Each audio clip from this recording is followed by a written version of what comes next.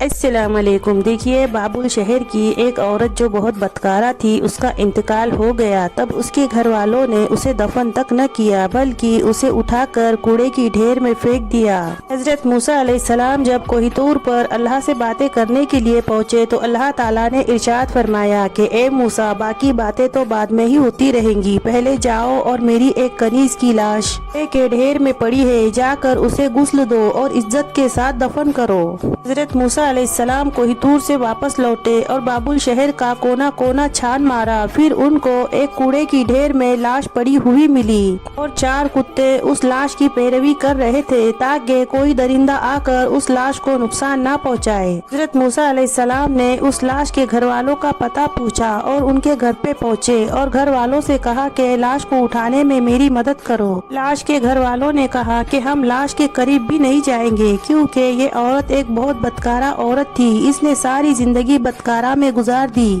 پورے شہر میں اس لاش کو اٹھانے سے انکار کر دیا۔ پھر حضرت موسیٰ علیہ السلام اپنے بھائی ہارون علیہ السلام کے پاس پہنچے اور ان سے کہا کہ اس لاش کو اٹھانے میں میری مدد کرو۔ دونوں نبیوں نے مل کر لاش اٹھائی اور لاش کو جب غسل دینے کا وقت آیا، شہر کی کوئی بھی عورت اس لاش کو غسل دینے کے لیے تیار نہ ہو رہی تھی۔ دیکھتے ہوئے حضرت موسیٰ علیہ السلام نے اپنی جوزہ اور اپنی بہن کو لاش کو غسل دینے کا حکم دیا۔ دونوں نے مل کر لاش کو غسل دیا اور پھر موسیٰ علیہ السلام نے اپنے بھائی ہارون علیہ السلام کو لے کر اس لاش کو عزت کے ساتھ دفن کیا۔ حضرت موسیٰ علیہ السلام اس لاش کو دفن کرنے کے بعد جب واپس لوٹے تو پورے شہر کے لوگ حضرت موسیٰ علیہ السلام کے پاس آ گئے۔ سب مل کر حضرت موسیٰ علیہ السلام سے سوال کرنے لگے کہ اے موسیٰ، یہ سب کیا تھا؟ اس بدکارہ عورت کو اتنی عزت کے ساتھ کیوں دفن کیا گیا؟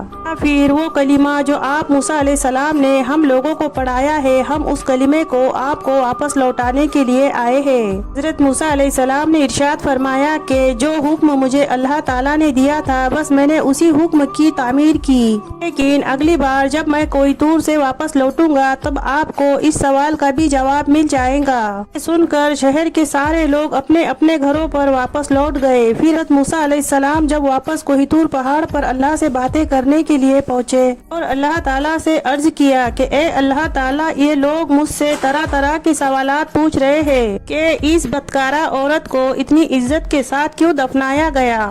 اللہ تعالیٰ نے ارشاد فرمایا کہ اے موسیٰ، یہ عورت واقعی میں بدکارہ تھی، اس نے ساری زندگی بدکاری میں گزار دی۔ پر ایک دفعہ ایک ایسی جگہ سے یہ عورت گزر رہی تھی جہاں پر ایک کتا پیاس کی شدت سے مر رہا تھا۔ بھی اس عورت نے اپنے کپڑوں کو کنویں کے پانی سے گیلا کیا اور اس کتے کے منہ میں نچوڑ دیا۔ ایسے کتے کے منہ میں پانی گرتے ہی اس کتے کی جان میں جان آ گئی اور اس کو چین آ گئی۔ مجھے اس کی یہی رحم دلی پسند آئی، اس لیے میں نے موت کے فرشتے کو حکم دیا کہ جاؤ اور سب سے پہلے اس کی روح قبض کر لو تاکہ یہ اس طرح کی بدکاری دوبارہ نہ کرے۔ اسی لیے بولا جاتا ہے کہ انسان کی زندگی کھانے اور کمانے سے نہیں گزرتی اور نہ ہی اچھے پہننے سے گزرتی ہے، بلکہ انسان کی زندگی نیک اعمالوں سے گزرتی ہے۔ اسی لیے ہمیں سب کی مدد کرنی چاہیے، کیا پتہ رائی کے دانے کے برابر بھی نیکی ہمیں جنت